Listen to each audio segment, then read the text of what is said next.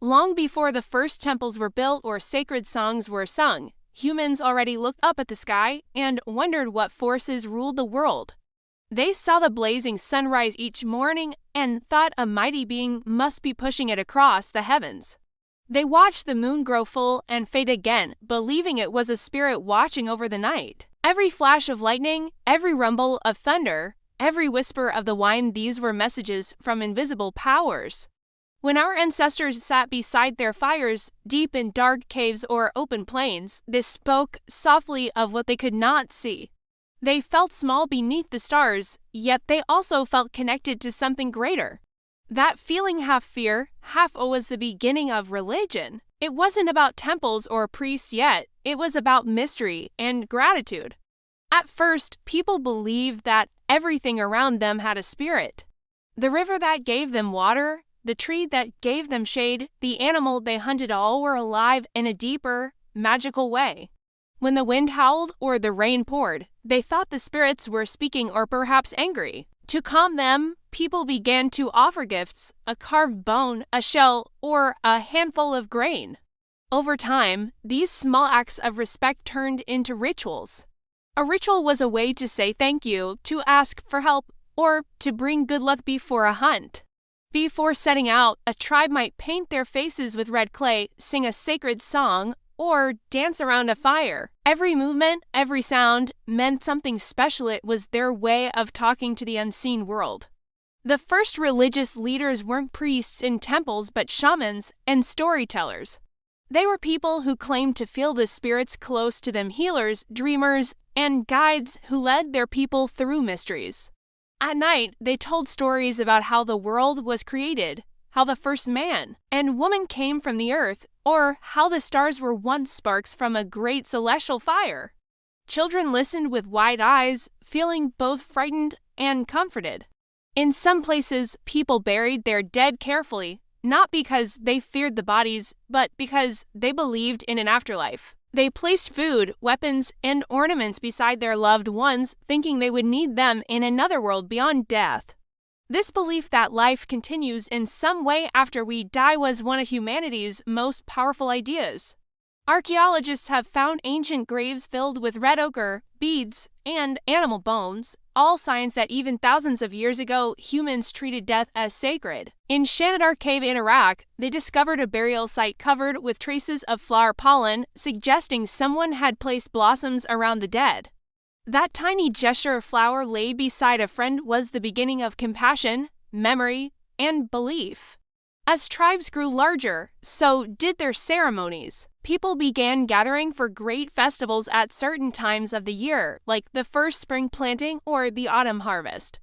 They built stone circles and wooden posts to mark the position of the sun and moon. These early monuments like Stonehenge were part calendar, part temple, and entirely mysterious. Imagine standing inside one of those circles thousands of years ago. The sunrise would shine perfectly through the stones, lighting up the center. The people would cheer, beat drums, and raise their hands toward the glowing sky. They didn't understand astronomy yet, but they knew something important was happening. They believed that honoring the sky kept the seasons in balance and the crops growing.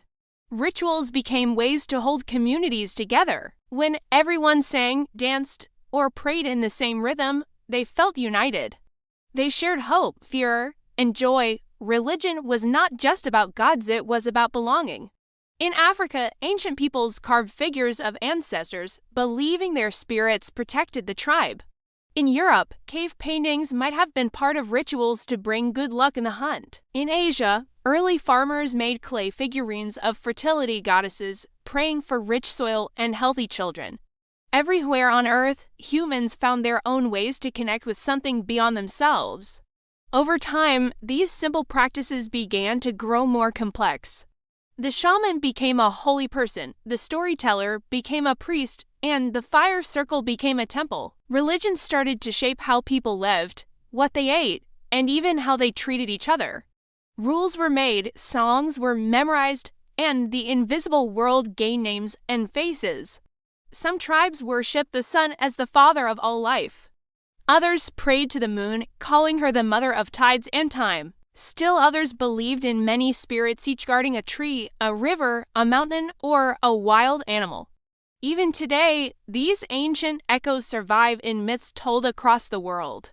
The birth of religion wasn't a single moment or a single place, it was a slow awakening in the human heart.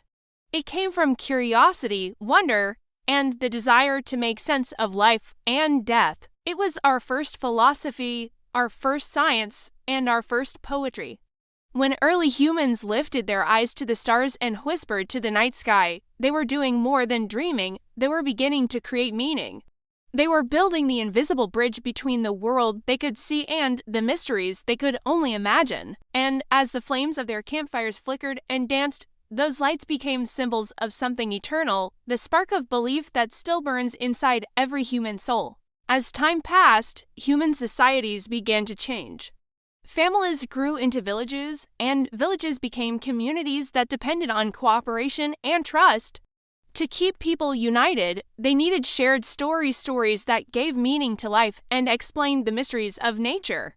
That's when religion became more organized, turning from whispers around a campfire into traditions carried by entire generations. At the center of every early village stood a sacred space, a stone altar, a wooden pole, or a circle marked by painted rocks. This was where people came to pray for rain, thank the earth for food, or ask forgiveness when times were hard. Some communities danced to the rhythm of drums, their feet thundering like rain, believing the sound itself could call the clouds. Others burned herbs and seeds, letting the smoke rise like a bridge between humans and the heavens. When crops began to grow and harvests filled the baskets, gratitude became part of every ritual. Early farmers saw the miracle of seeds sprouting, and they believed invisible powers must be helping them. To honor those forces, they left offerings of grain, milk, and honey. Some even poured a few drops of their drink into the soil before sipping, sharing their joy with the earth itself. As agriculture spread, people realized that their lives depended on nature's moods. Too little rain and hunger arrived, too much rain and floods destroyed their work. So they created gods and goddesses to represent these powerful forces, spirits of sun, rain, earth, and wind. Each deity became a character in a grand story that explained why things happened and how humans should behave. In the fertile lands of Mesopotamia, people built the first great temples called ziggurats. They rose high above the plains, like stairways reaching toward the sky. Priests climbed the steps carrying food, incense, and song, hoping their gifts would please the gods who watched from above. Down below, farmers looked up with wonder, believing those ceremonies kept their rivers flowing and their crops alive. In ancient Egypt, the sun god Ra sailed his golden boat across the heavens each day. Every morning, people greeted the sunrise with prayers and chants. They believed that helping Ra's journey ensured that light would return each dawn. When the Nile flooded, they thanked him and offered clay models of animals and bread as gifts. Across the world, similar beliefs began to bloom. In India's early villages, sacred fires burned while priests chanted verses that praised the forces of life. In China, people honored their ancestors, lighting candles and leaving food for the spirits who guided them. In Africa, tribes danced beneath the stars to the beat of drums, calling on the spirits of earth and sky to bless their lands. Each culture had its own rituals, but all shared one truth: humans wanted to live in harmony with the unseen world. Religion also became a way to remember the past. Every story told about creation, heroes, or gods carried lessons about right and wrong. Children learned how kindness, courage, and respect pleased the spirits, while greed or cruelty brought misfortune. Through myths and songs, wisdom was passed down without books or schools, carried instead by hearts and voices. Festivals grew from these traditions. People gathered to celebrate harvests, new moons, and victories over hardship. They wore masks, painted their bodies, and acted out the old stories. These events were both fun and sacred, a mix of joy, faith, and theater that made everyone feel connected. You can imagine the laughter, the dancing feet, the music of drums echoing through valleys lit by firelight. As years turned into centuries, these celebrations shaped entire cultures. The calendar itself was born from them, seasons marked by planting, reaping, and honoring the spirits. Even the idea of time became sacred, each year a circle, repeating just like the dance around the fire. The rhythm of faith became the rhythm of life. Some people began to wonder where the gods lived. Were they in the mountains, in the clouds, or perhaps inside each person's heart?